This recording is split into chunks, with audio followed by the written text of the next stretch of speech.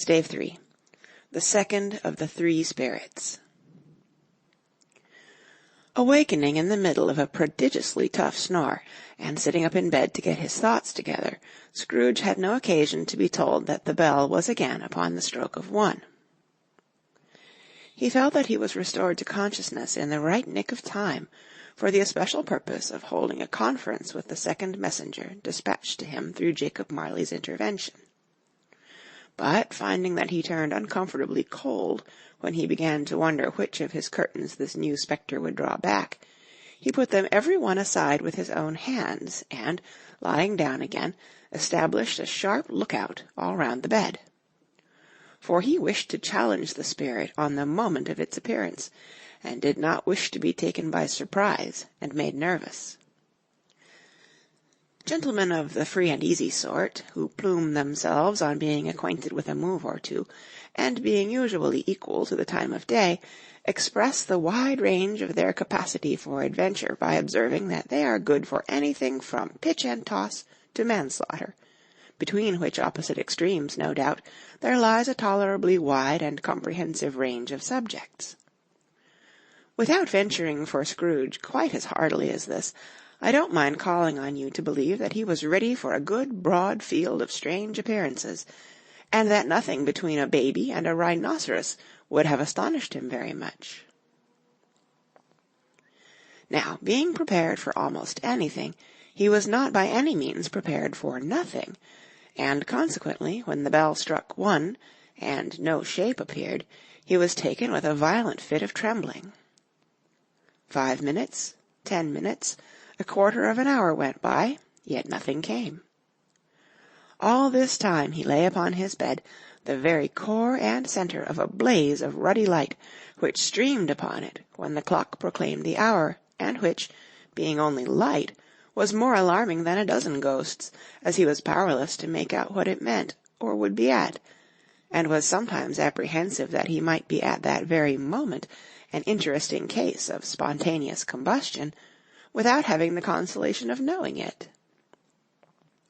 At last, however, he began to think, as you or I would have thought at first, for it is always the person not in the predicament who knows what ought to have been done in it, and would unquestionably have done it too. At last, I say, he began to think that the source and secret of this ghostly light might be in the adjoining room, from whence, on further tracing it, it seemed to shine. This idea taking full possession of his mind, he got up softly, and shuffled in his slippers to the door. The moment Scrooge's hand was on the lock, a strange voice called him by his name, and bade him enter. He obeyed. It was his own room, there was no doubt about that, but it had undergone a surprising transformation. The walls and ceiling were so hung with living green that it looked a perfect grove, from every part of which bright gleaming berries glistened. The crisp leaves of holly, mistletoe, and ivy reflected back the light, as if so many little mirrors had been scattered there, and such a mighty blaze went roaring up the chimney as that dull petrifaction of a hearth had never known in Scrooge's time, or Marley's, or for many and many a winter season gone. Heaped up on the floor, to form a kind of throne, were turkeys, geese, game, poultry, brawn, great joints of meat, sucking pigs, long wreaths of sausages, mince pies, plum puddings, barrels of oysters, red-hot chestnuts, cherry-cheeked apples, juicy oranges, luscious pears, immense twelfth cakes, and seething bowls of punch, that made the chamber dim with their delicious steam. In easy state upon this couch there sat a jolly giant, glorious to see, who bore a glowing torch, in shape not unlike Plenty's horn, and held it up, high up, to shed its light on Scrooge, as he came peeping round the door. "Come in," exclaimed the ghost. "Come in, and know me better, man." Scrooge entered timidly, and hung his head before this spirit. He was not the dogged Scrooge he had been, and though the spirit's eyes were clear and kind, He did not like to meet them. "I am the ghost of Christmas present," said the spirit. "Look upon me." Scrooge reverently did so. It was clothed in one simple deep green robe, or mantle, bordered with white fur. This garment hung so loosely on the figure that its capacious breast was bare, as if disdaining to be warded or concealed by any artifice. Its feet, observable beneath the ample folds of the garment, were also bare, and on its head it wore no other covering than a holly wreath, set here and there with shining icicles. Its dark brown curls were long and free as its genial face, its sparkling eye, its open hand, its cheery voice, its unconstrained demeanor, and its joyful air.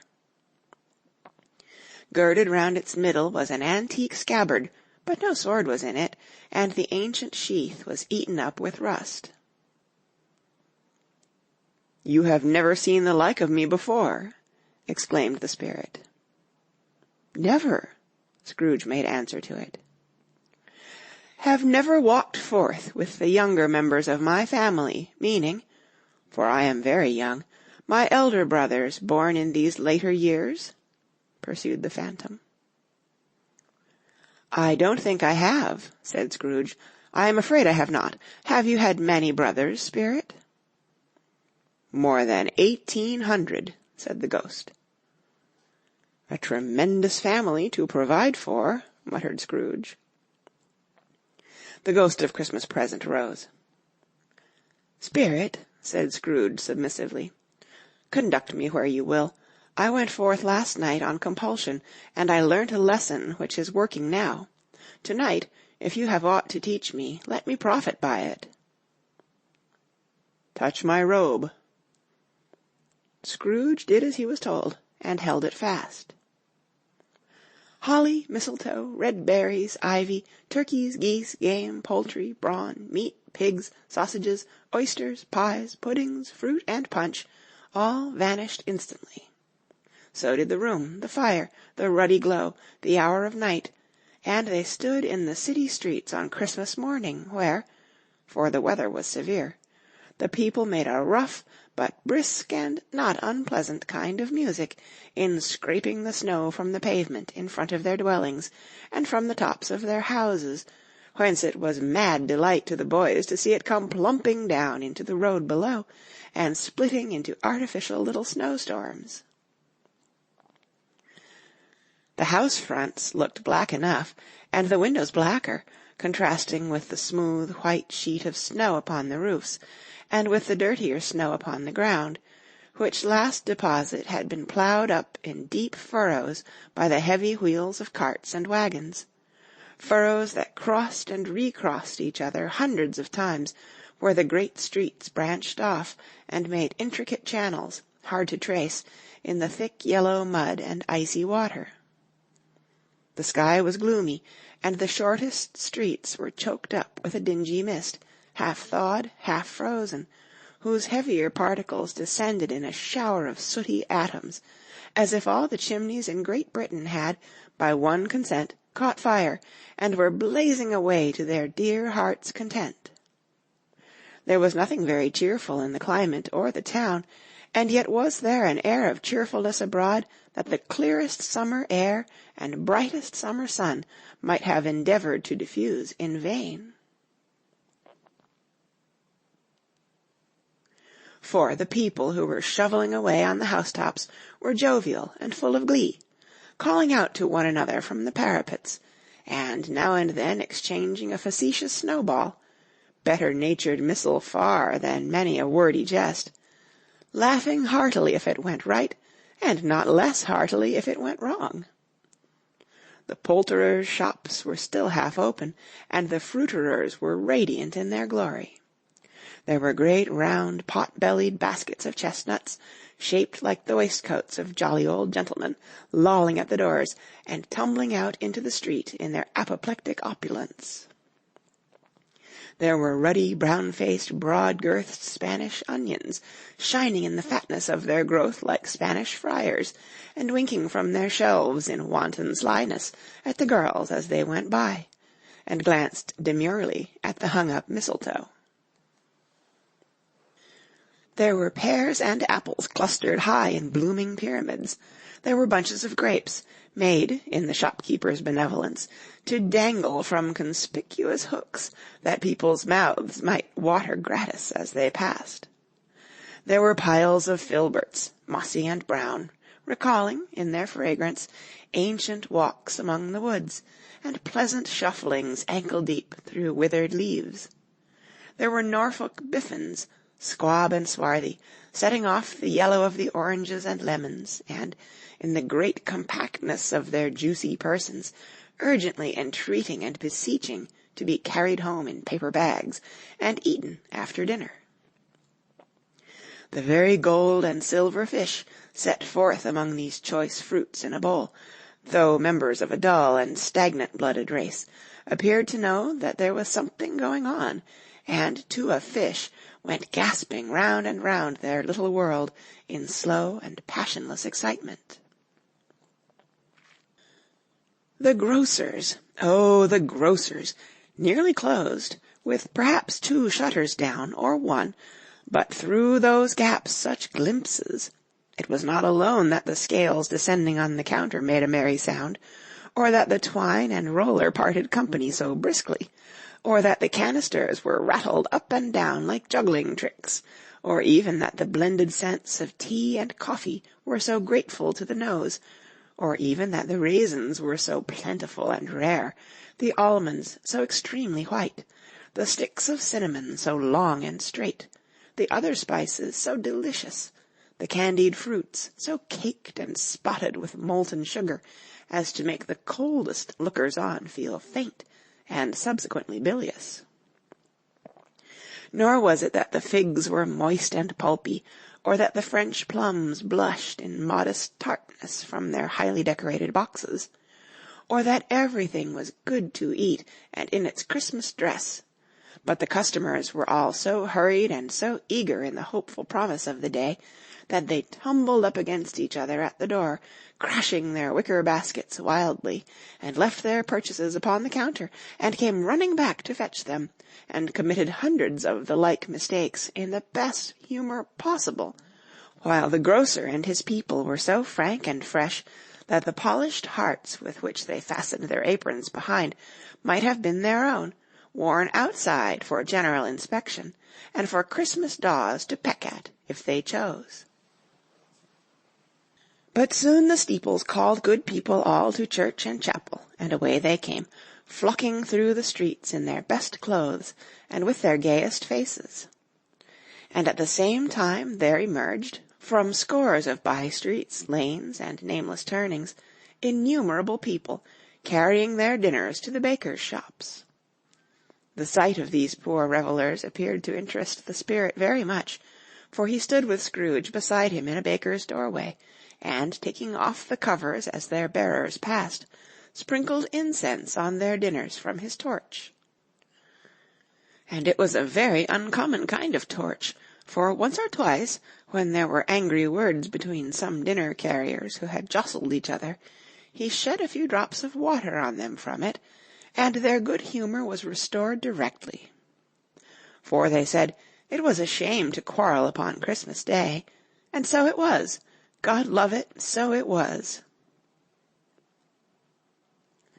In time the bells ceased, and the bakers were shut up, and yet there was a genial shadowing forth of all these dinners, and the progress of their cooking, in the thawed blotch of wet above each baker's oven, where the pavement smoked as if its stones were cooking too. "Is there a peculiar flavour in what you sprinkle from your torch?" asked Scrooge.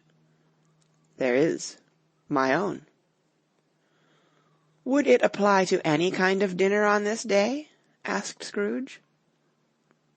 "To any kindly given. To a poor one most."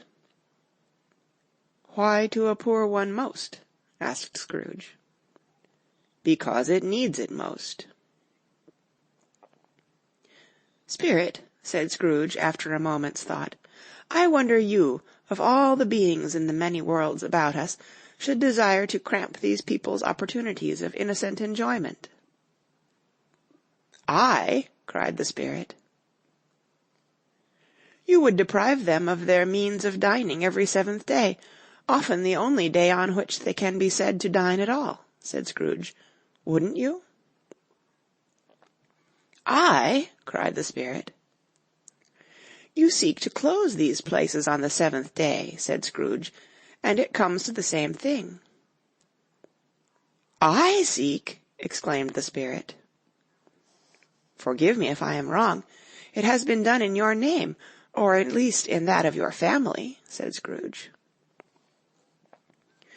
"There are some upon this earth of yours," returned the Spirit, "who lay claim to know us, and who do their deeds of passion, pride, ill will, hatred, envy, bigotry, and selfishness in our name, who are as strange to us, and all our kith and kin, as if they had never lived. Remember that, and charge their doings on themselves, not us." Scrooge promised that he would, and they went on, invisible as they had been before, into the suburbs of the town. It was a remarkable quality of the ghost, which Scrooge had observed at the baker's, that, notwithstanding his gigantic size, he could accommodate himself to any place with ease, and that he stood beneath a low roof quite as gracefully and like a supernatural creature as it was possible he could have done in any lofty hall. And perhaps it was the pleasure the good Spirit had in showing off this power of his, or else it was his own kind, generous, hearty nature, and his sympathy with all poor men, that led him straight to Scrooge's clerk's, for there he went, and took Scrooge with him, holding to his robe, and on the threshold of the door the Spirit smiled, and stopped to bless Bob Cratchit's dwelling with the sprinklings of his torch. Think of that! Bob had but 15 bob a week himself. He pocketed on Saturdays but 15 copies of his Christian name, and yet the ghost of Christmas present blessed his 4-roomed house. Then up rose Mrs. Cratchit, Cratchit's wife, dressed out but poorly in a twice-turned gown, but brave in ribbons, which are cheap, and make a goodly show for 6d.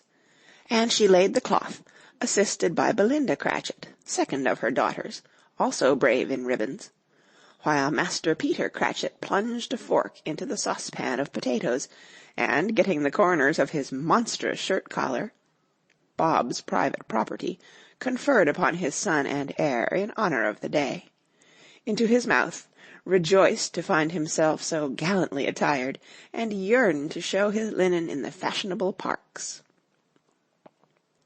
And now 2 smaller Cratchits, boy and girl, came tearing in, screaming that outside the baker's they had smelt the goose, and known it for their own.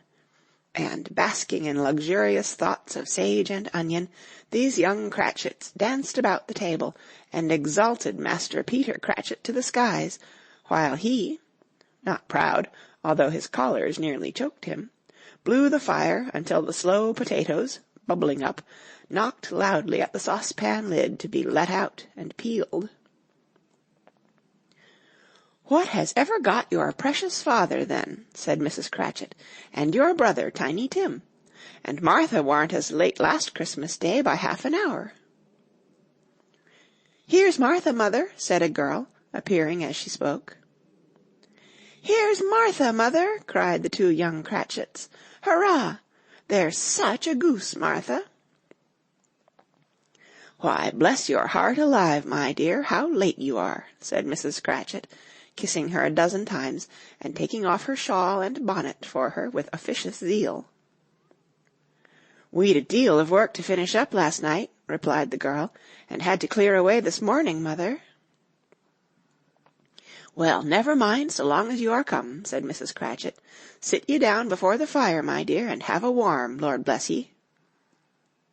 "No, no, there's father coming," cried the 2 young Cratchits, who were everywhere at once. "Hide, Martha, hide." So Martha hid herself, and in came little Bob, the father, with at least 3 feet of comforter, exclusive of the fringe, hanging down before him, and his threadbare clothes darned up and brushed to look seasonable, and Tiny Tim upon his shoulder. Alas for Tiny Tim! He bore a little crutch, and had his limbs supported by an iron frame. "Why, where's our Martha?" cried Bob Cratchit, looking round. "Not coming," said Mrs. Cratchit. "Not coming!" said Bob, with a sudden declension in his high spirits, for he had been Tom's blood-horse all the way from church, and had come home rampant. "Not coming upon Christmas Day!" Martha didn't like to see him disappointed, if it were only in joke, so she came out prematurely from behind the closet door, and ran into his arms, while the two young Cratchits hustled Tiny Tim and bore him off into the wash-house, that he might hear the pudding singing in the copper. "And how did little Tim behave?" asked Mrs. Cratchit, when she had rallied Bob on his credulity, and Bob had hugged his daughter to his heart's content. "As good as gold," said Bob, "and better. Somehow he gets thoughtful, sitting by himself so much, and thinks the strangest things you ever heard. He told me, coming home, that he hoped the people saw him in the church, because he was a cripple, and it might be pleasant to them to remember upon Christmas Day who made lame beggars walk and blind men see." Bob's voice was tremulous when he told them this, and trembled more when he said that Tiny Tim was growing strong and hearty.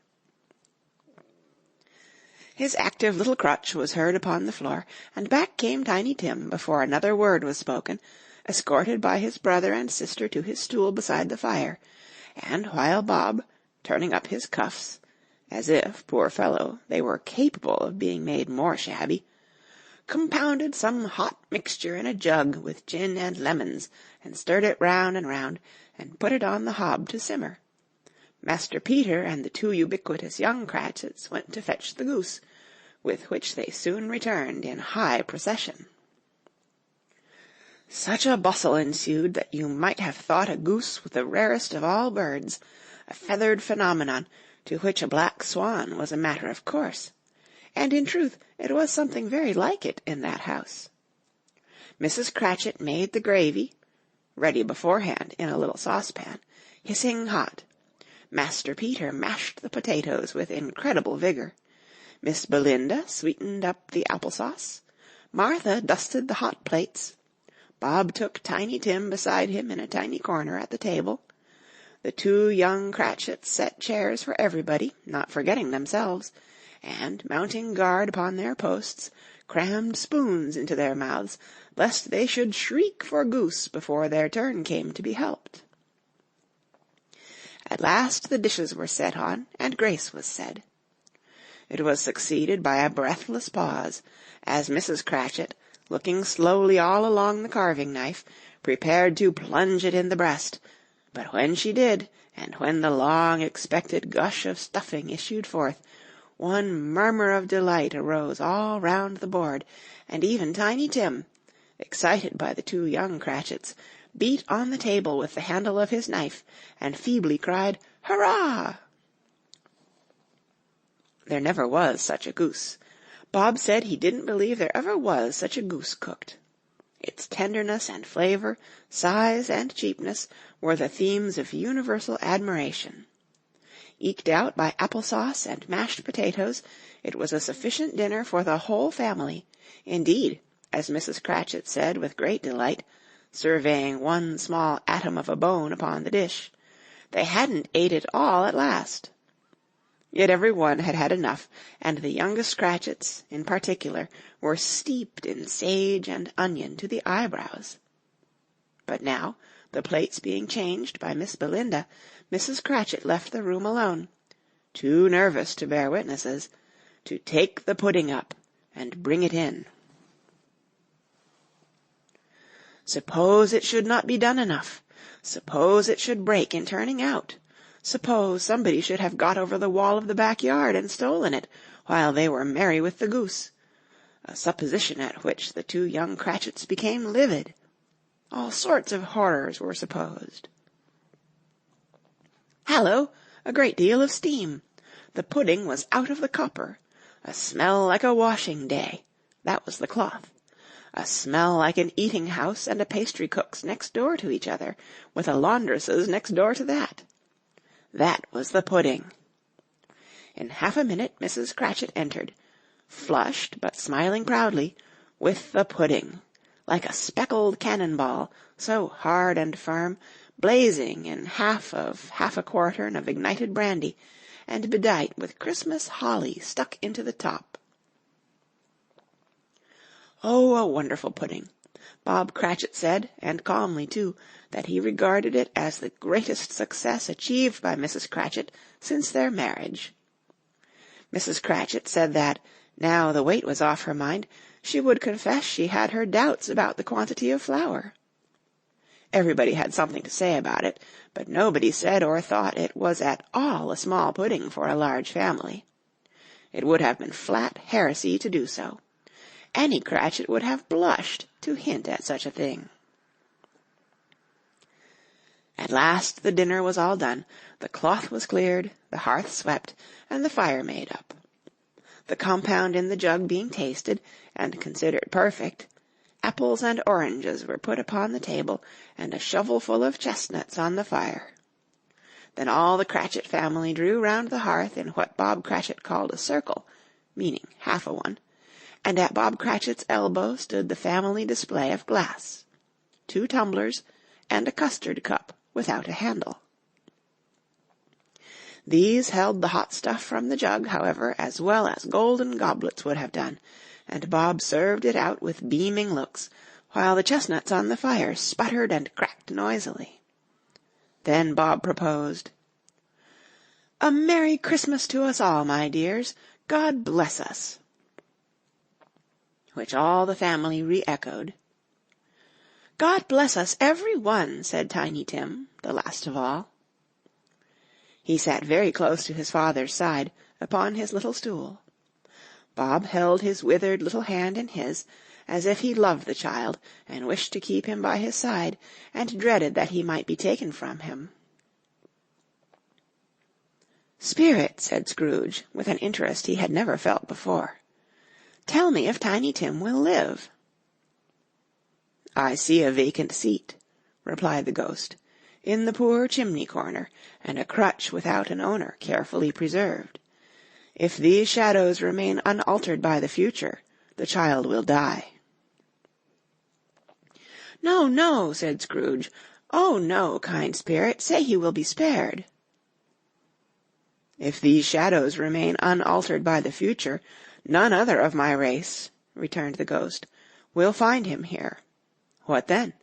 If he be like to die, he had better do it, and decrease the surplus population." Scrooge hung his head to hear his own words quoted by the spirit, and was overcome with penitence and grief. "Man," said the ghost, "if man you be in heart, not adamant, forbear that wicked cant until you have discovered what the surplus is, and where it is. Will you decide what men shall live, what men shall die? It may be that, in the sight of heaven, you are more worthless and less fit to live than millions like this poor man's child. O God, to hear the insect on the leaf pronouncing on the too much life among his hungry brothers in the dust." Scrooge bent before the ghost's rebuke, and, trembling, cast his eyes upon the ground. But he raised them speedily on hearing his own name. "Mr. Scrooge," said Bob, "I'll give you Mr. Scrooge, the founder of the feast."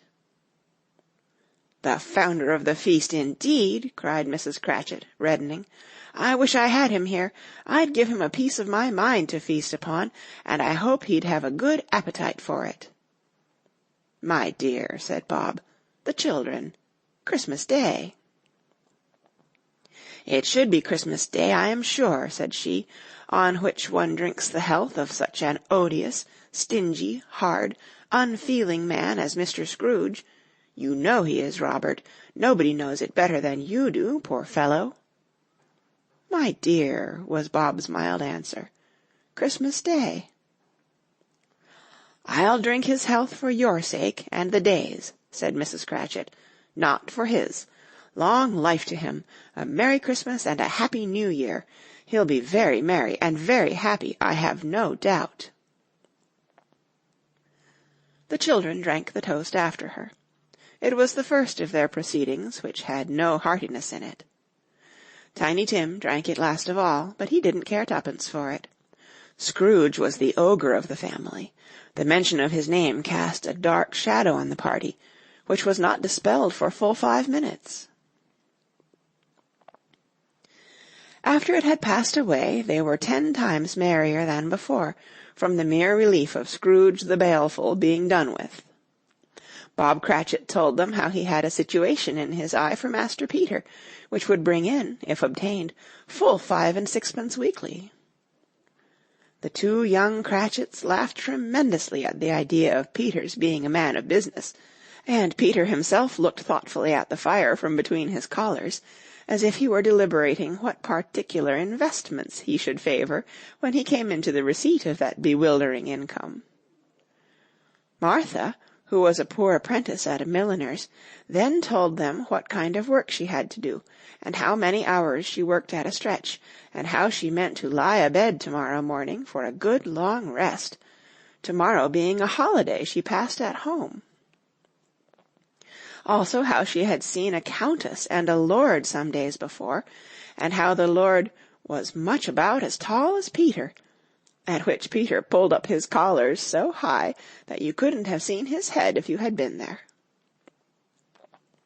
All this time the chestnuts and the jug went round and by they had a song about a lost child travelling in the snow from Tiny Tim, who had a plaintive little voice, and sang it very well indeed.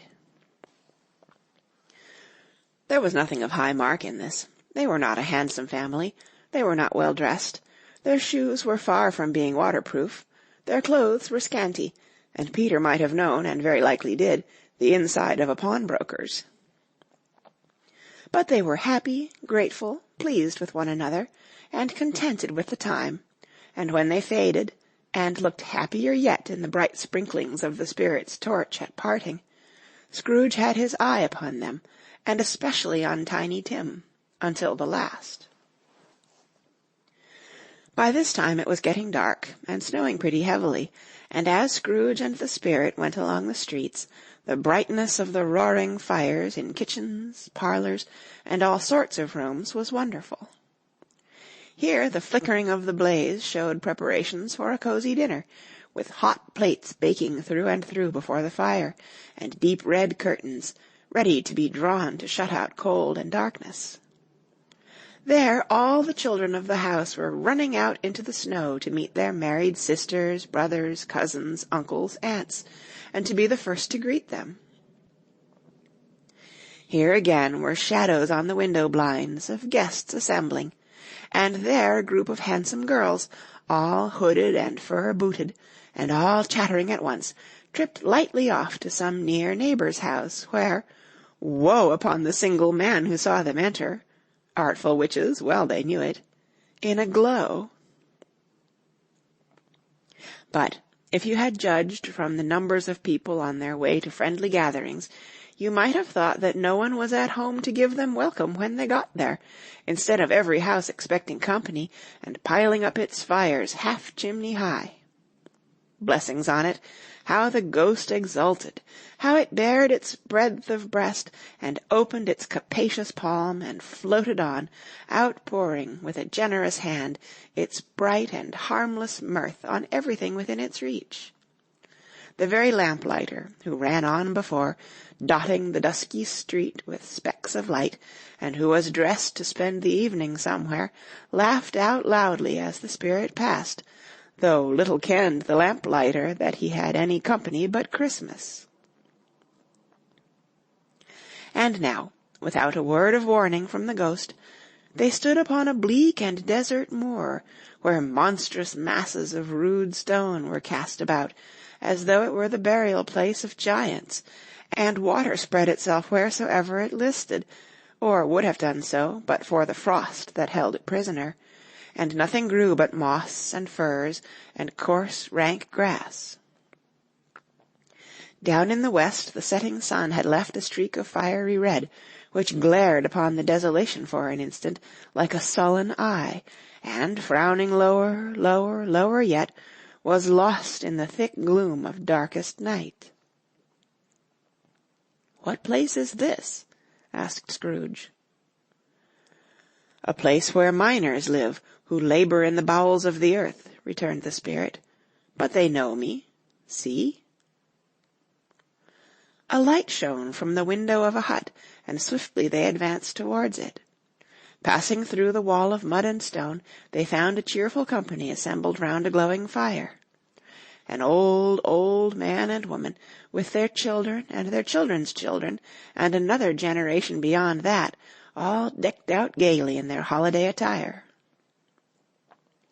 The old man, in a voice that seldom rose above the howling of the wind upon the barren waste, was singing them a Christmas song. It had been a very old song when he was a boy, and from time to time they all joined in the chorus. So surely as they raised their voices, the old man got quite blithe and loud, and so surely as they stopped, his vigor sank again.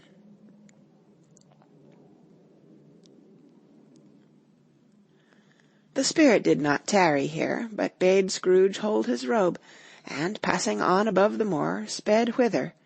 Not to see, to see. To Scrooge's horror, looking back, he saw the last of the land, a frightful range of rocks behind them, and his ears were deafened by the thundering of water, as it rolled and roared and raged among the dreadful caverns it had worn, and fiercely tried to undermine the earth.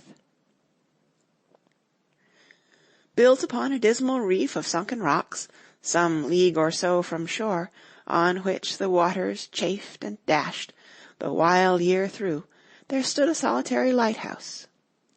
Great heaps of seaweed clung to its base, and storm-birds, born of the wind, one might suppose, as seaweed of the water, rose and fell about it, like the waves they skimmed. But, even here, 2 men who watched the light had made a fire that through the loophole in the thick stone wall shed out a ray of brightness on the awful sea. Joining their horny hands over the rough table at which they sat, they wished each other Merry Christmas in their can of grog, and one of them, the elder too, with his face all damaged and scarred with hard weather, as the figurehead of an old ship might be, struck up a sturdy song that was like a gale in itself. Again the ghost sped on, above the black and heaving sea, on, until, being far away, as he told Scrooge, from any shore, they lighted on a ship. They stood beside the helmsman at the wheel, the lookout in the bow, the officers who had the watch, dark ghostly figures in their several stations, but every man among them hummed a Christmas tune, or had a Christmas thought, or spoke below his breath to his companion of some bygone Christmas day, with homeward hopes belonging to it. And every man on board, waking or sleeping, good or bad, had had a kinder word for one another on that day than on any day in the year, and had shared to some extent in its festivities, and had remembered those he cared for at a distance, and had known that they delighted to remember him. It was a great surprise to Scrooge, while listening to the moaning of the wind, and thinking what a solemn thing it was to move on through the lonely darkness over an unknown abyss, whose depths were secrets as profound as death. It was a great surprise to Scrooge, while thus engaged, to hear a hearty laugh. It was a much greater surprise to Scrooge to recognize it as his own nephew's, and to find himself in a bright, dry, gleaming room, with the spirit standing smiling by his side, and looking at that same nephew with approving affability. "Ha, ha!" laughed Scrooge's nephew. "Ha, ha, ha!" If you should happen, by any unlikely chance, to know a man more blessed in a laugh than Scrooge's nephew, all I can say is, I should like to know him too. Introduce me to him, and I'll cultivate his acquaintance. It is a fair, even-handed, noble adjustment of things that, While there is infection in disease and sorrow, there is nothing in the world so irresistibly contagious as laughter and good humour. When Scrooge's nephew laughed in this way, holding his sides, rolling his head, and twisting his face into the most extravagant contortions, Scrooge's niece, by marriage, laughed as heartily as he. And their assembled friends, being not a bit behindhand, roared out lustily. "Ha, ha, ha! Ha, ha, ha!" "He said that Christmas was a humbug, as I live," cried Scrooge's nephew. "He believed it, too." "More shame for him, Fred," said Scrooge's niece indignantly. "Bless these women, they never do anything by halves. They are always in earnest." She was very pretty, exceedingly pretty, with a dimpled, surprised-looking, capital face, a ripe little mouth that seemed made to be kissed, as no doubt it was. All kinds of good little dots about her chin that melted into one another when she laughed, and the sunniest pair of eyes you ever saw in any little creature's head. Altogether she was what you would have called provoking, you know, but satisfactory, too. Oh, perfectly satisfactory.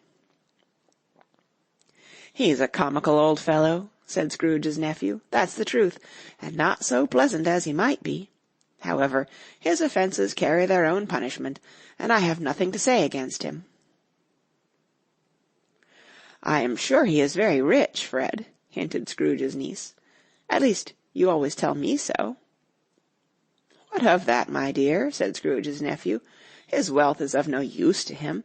He don't do any good with it. He don't make himself comfortable with it. He hasn't the satisfaction of thinking, that he is ever going to benefit us with it." "I have no patience with him," observed Scrooge's niece. Scrooge's niece's sisters, and all the other ladies, expressed the same opinion. "Oh, I have," said Scrooge's nephew. "I am sorry for him. I couldn't be angry with him if I tried. Who suffers by his ill whims? Himself always. Here he takes it into his head to dislike us, and he won't come and dine with us. What's the consequence? He don't lose much of a dinner." "Indeed, I think he loses a very good dinner," interrupted Scrooge's niece. Everybody else said the same, and they must be allowed to have been competent judges, because they had just had dinner, and, with the dessert upon the table, were clustered round the fire by lamplight. "Well, I am very glad to hear it," said Scrooge's nephew, "because I haven't any great faith in these young housekeepers. What do you say, Topper?" Topper had clearly got his eye upon one of Scrooge's niece's sisters, for he answered that a bachelor was a wretched outcast, who had no right to express an opinion on the subject. Whereat Scrooge's niece's sister, the plump one with the lace tucker, not the one with the roses, blushed. "Do go on, Fred," said Scrooge's niece, clapping her hands. "He never finishes what he begins to say. He is such a ridiculous fellow." Scrooge's nephew revelled in another laugh, and as it was impossible to keep the infection off, though the plump sister tried hard to do it with aromatic vinegar, his example was unanimously followed. "I was only going to say," said Scrooge's nephew, "that the consequence of his taking a dislike to us, and not making merry with us, is, as I think, that he loses some pleasant moments, which could do him no harm.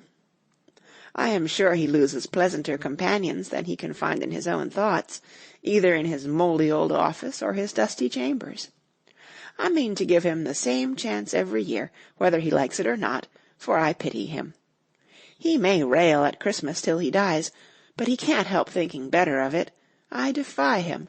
If he finds me going there in good temper year after year, and saying, 'Uncle Scrooge, how are you?' If it only puts him in the vein to leave his poor clerk £50, that's something, and I think I shook him yesterday." It was their turn to laugh now at the notion of his shaking Scrooge, but, being thoroughly good-natured, and not much caring what they laughed at, so that they laughed at any rate, he encouraged them in their merriment, and passed the bottle joyously. After tea they had some music, for they were a musical family, and knew what they were about when they sung a glee or catch, I can assure you, especially Topper, who could growl away in the bass like a good one, and never swell the large veins in his forehead, or get red in the face over it. Scrooge's niece played well upon the harp, and played, among other tunes, a simple little air, a mere nothing, you might learn to whistle it in 2 minutes, which had been familiar to the child who fetched Scrooge from the boarding-school, as he had been reminded by the ghost of Christmas past. When this strain of music sounded, all the things that ghost had shown him came upon his mind. He softened more and more, and thought that if he could have listened to it often, years ago, he might have cultivated the kindnesses of life for his own happiness with his own hands, without resorting to the sexton's spade that buried Jacob Marley. But they didn't devote the whole evening to music. After a while they played at forfeits, for it is good to be children sometimes, and never better than at Christmas, when its mighty founder was a child himself. Stop, there was first a game at blind man's buff. Of course there was. And I no more believe Topper was really blind than I believe he had eyes in his boots.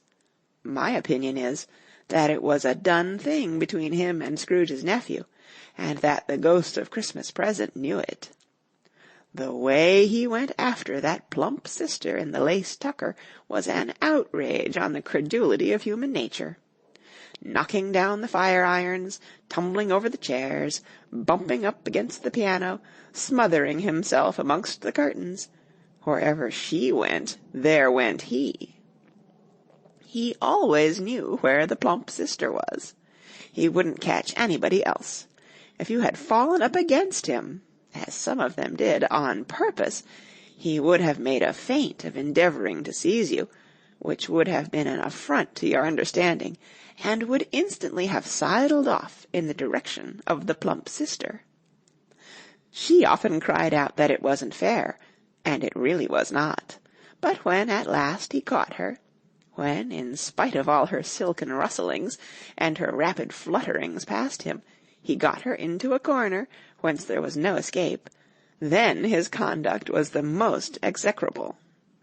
For his pretending not to know her, his pretending that it was necessary to touch her headdress, and further to assure himself of her identity by pressing a certain ring upon her finger, and a certain chain about her neck, was vile, monstrous.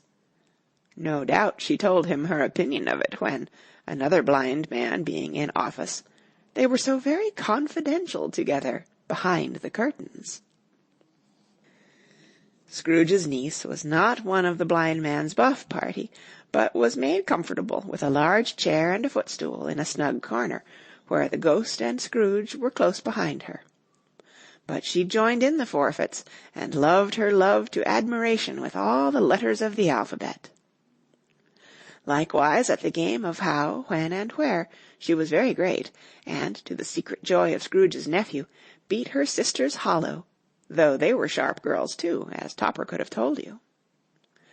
There might have been 20 people there, young and old, but they all played, and so did Scrooge, for, wholly forgetting in the interest he had in what was going on, that his voice made no sound in their ears, he sometimes came out with his guess quite loud, and very often guessed right too, for the sharpest needle, best Whitechapel, warranted not to cut in the eye, was not sharper than Scrooge, blunt as he took it in his head to be. The ghost was greatly pleased to find him in this mood, and looked upon him with such favour that he begged like a boy to be allowed to stay until the guests departed. But this, the spirit said, could not be done. "Here's a new game," said Scrooge. "1 half-hour, spirit, only one." It was a game called Yes and No, where Scrooge's nephew had to think of something, and the rest must find out what, he only answering to their questions yes or no, as the case was. The brisk fire of questioning to which he was exposed elicited from him that he was thinking of an animal, a live animal, rather a disagreeable animal, a savage animal, an animal that growled and grunted sometimes, that talked sometimes, and lived in London, and walked about the streets, and wasn't made a show of, and wasn't led by anybody, and didn't live in a menagerie, and was never killed in a market, and was not a horse, or an ass, or a cow, or a bull, or a tiger, or a dog, or a pig, or a cat, or a bear. At every fresh question that was put to him, this nephew burst into a fresh roar of laughter, and was so inexpressibly tickled that he was obliged to get up off the sofa and stamp. At last the plump sister, falling into a similar state, cried out, "I have found it out. I know what it is, Fred. I know what it is." "What is it?" cried Fred. "It's your Uncle Scrooge." Which it certainly was. Admiration was the universal sentiment, though some objected that the reply to "Is it a bear?" ought to have been yes, inasmuch as an answer in the negative was sufficient to have diverted their thoughts from Mr. Scrooge, supposing they had ever had any tendency that way. "He has given us plenty of merriment, I am sure," said Fred, "and it would be ungrateful not to drink his health. Here is a glass of mulled wine ready to our hand at the moment, and I say, Uncle Scrooge." "Well, Uncle Scrooge," they cried. "A Merry Christmas and a Happy New Year to the old man, whatever he is," said Scrooge's nephew. "He wouldn't take it from me, but may he have it nevertheless. Uncle Scrooge." Uncle Scrooge had imperceptibly become so gay and light of heart that he would have pledged the unconscious company in return, and thanked them in an inaudible speech, if the ghost had given him time. But the whole scene passed off in the breath of the last word spoken by his nephew, and he and the spirit were again upon their travels. Much they saw, and far they went, and many homes they visited, but always with a happy end. The spirit stood beside sick beds, and they were cheerful. On foreign lands, and they were close at home. By struggling men, and they were patient in their greater hope. By poverty, and it was rich. In almshouse, hospital, and jail, in misery's every refuge, where vain man in his little brief authority had not made fast the door, and barred the spirit out, he left his blessing, and taught Scrooge his precepts. It was a long night, if it were only a night, but Scrooge had his doubts of this, because the Christmas holidays appeared to be condensed into the space of time they passed together. It was strange, too, that, while Scrooge remained unaltered in his outward form, the ghost grew older, clearly older. Scrooge had observed this change, but never spoke of it, until they left a children's Twelfth Night party, when, looking at the spirit as they stood together in an open place, he noticed that its hair was grey. "Are spirits' lives so short?" asked Scrooge. "My life upon this globe is very brief," replied the ghost. "It ends to-night." "To-night?" cried Scrooge. "To-night at midnight. Hark, the time is drawing near." The chimes were ringing the 11:75 at that moment. "Forgive me if I am not justified in what I ask," said Scrooge, looking intently at the spirit's robe, "but I see something strange, and not belonging to yourself, protruding from your skirts. Is it a foot or a claw?" "It might be a claw for the flesh there is upon it," was the spirit's sorrowful reply. "Look here." From the foldings of its robe it brought 2 children, wretched, abject, frightful, hideous, miserable. They knelt down at its feet, and clung upon the outside of its garment. "Oh, man, look here, look, down here," exclaimed the ghost. They were a boy and a girl, yellow, meagre, ragged, scowling, wolfish, but prostrate, too, in their humility. where graceful youth should have filled their features out, and touched them with its freshest tints, a stale and shrivelled hand, like that of age, had pinched and twisted them, and pulled them into shreds. Where angels might have sat enthroned, devils lurked, and glared out menacing. No change, no degradation, no perversion of humanity, in any grade, through all the mysteries of wonderful creation, has monsters half so horrible and dread. Scrooge started back, appalled. Having them shown to him in this way, he tried to say they were fine children, but the words choked themselves, rather than be parties to a lie of such enormous magnitude. "Spirit, are they yours?" Scrooge could say no more. "They are man's," said the spirit, looking down upon them, "and they cling to me, appealing from their fathers. This boy is ignorance. This girl is want. Beware of them both, and all of their degree, but most of all beware this boy, for on his brow I see that written which is doom, unless the writing be erased. Deny it," cried the spirit, stretching out its hand towards the city.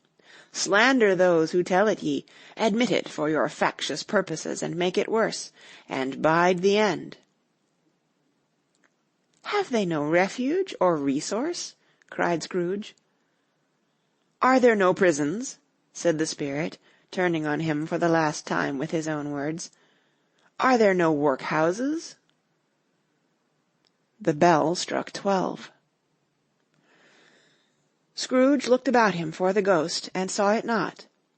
As the last stroke ceased to vibrate, he remembered the prediction of old Jacob Marley, and, lifting up his eyes, beheld a solemn phantom, draped and hooded, coming like a mist along the ground towards him.